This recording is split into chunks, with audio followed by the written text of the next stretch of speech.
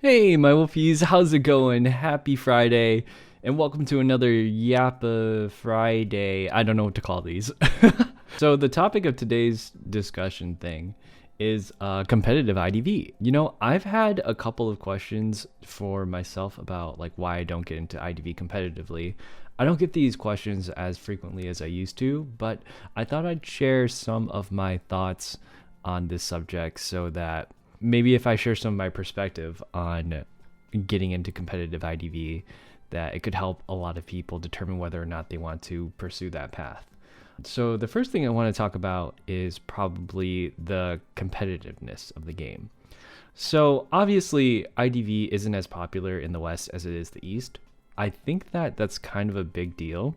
Like back in the day, I used to play League of Legends competitively, and I used to have a team. I used to play with like a lot of people, and I actually did pretty well in some circuits, and I actually won some tournaments.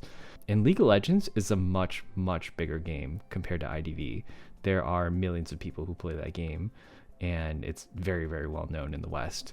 Even though like the competition there is much more stiff because there's just that much more people playing the game.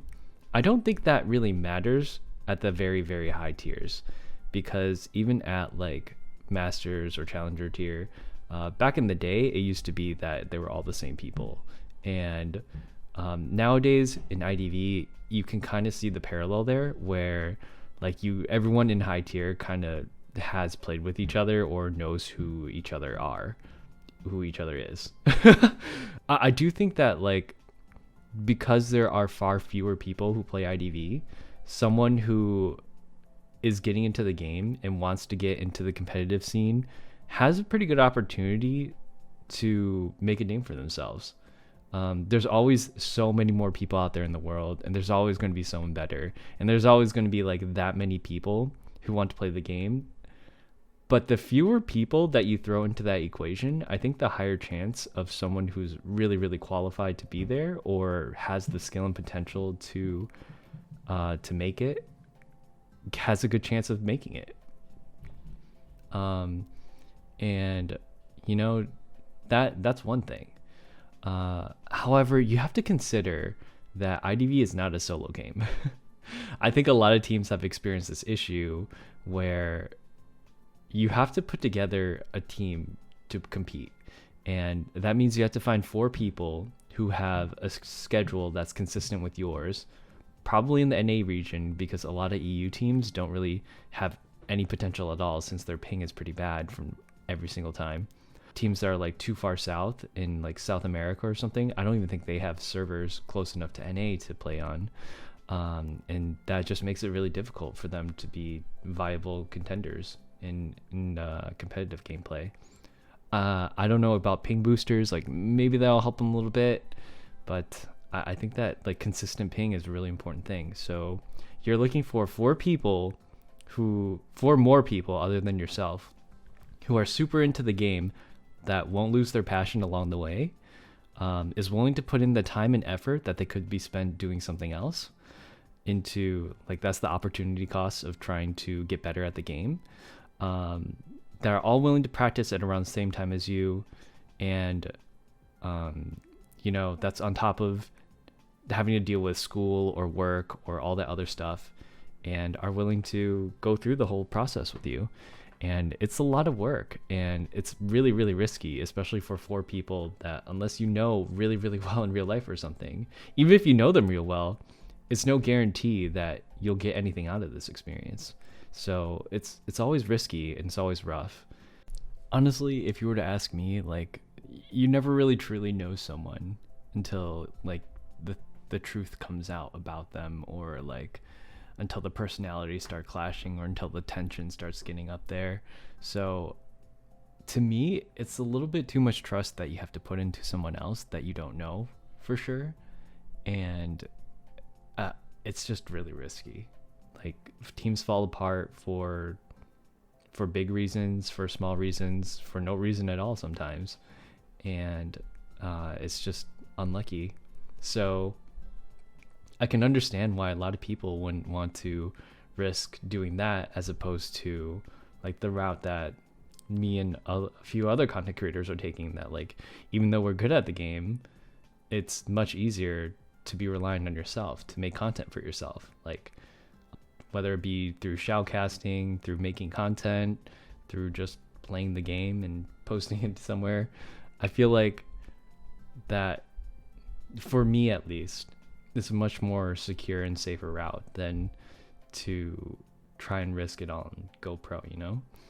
Not to mention that, like, if you do go and want to be a competitive player or want to be known as a competitive player, it's really on you to win a lot of your games. And although it sounds like probably not too difficult if you're a hunter player who has like the 80 to 90 to 100% win rates, it becomes like really pressure for you to have to win every game.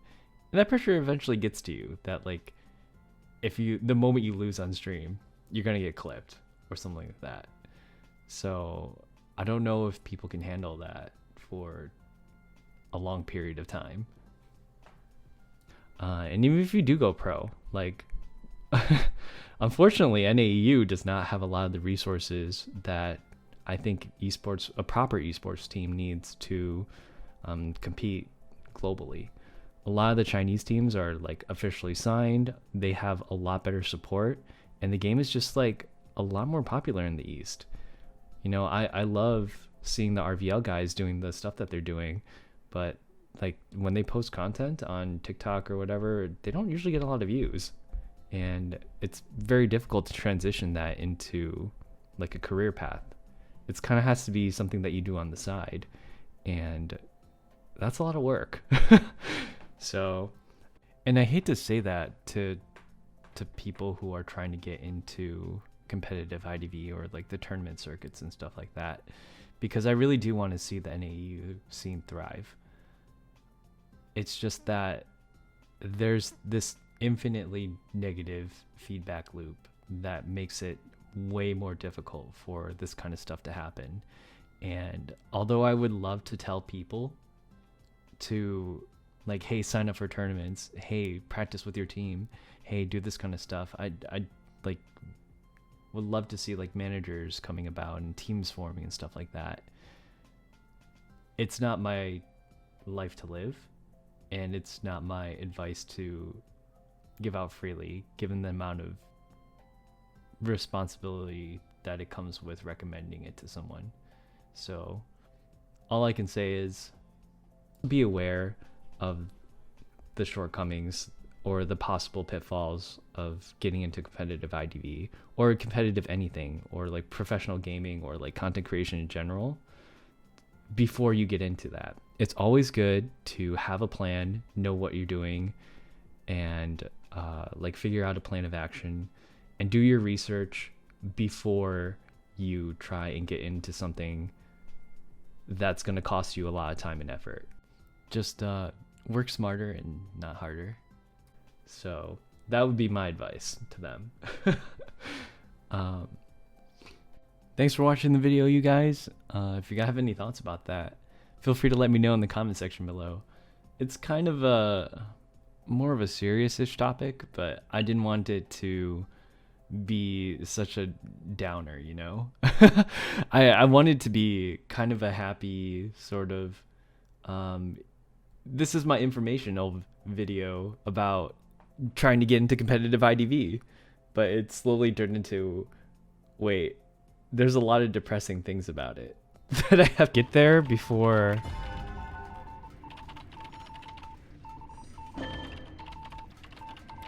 I should be able to.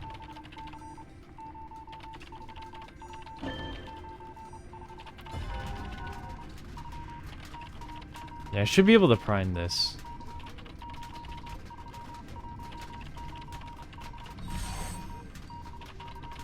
Nice. I'm not done yet. I'm a merc.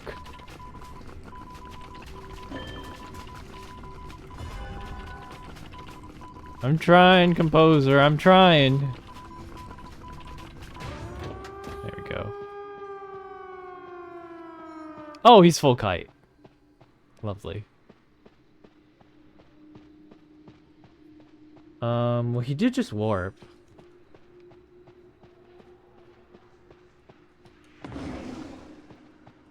I'm a pad just to get to gate faster.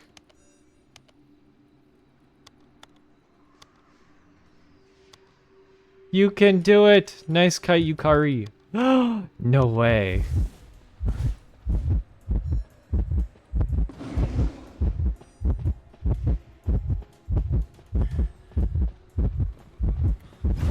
No way! Wait, maybe I can cheese this? Yeah, you better stay over here. Run! Run, my brothers!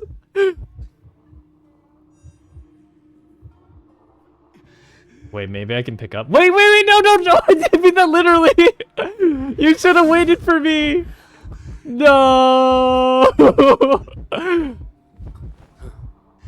Don't do it. Don't do it. What? He squished me.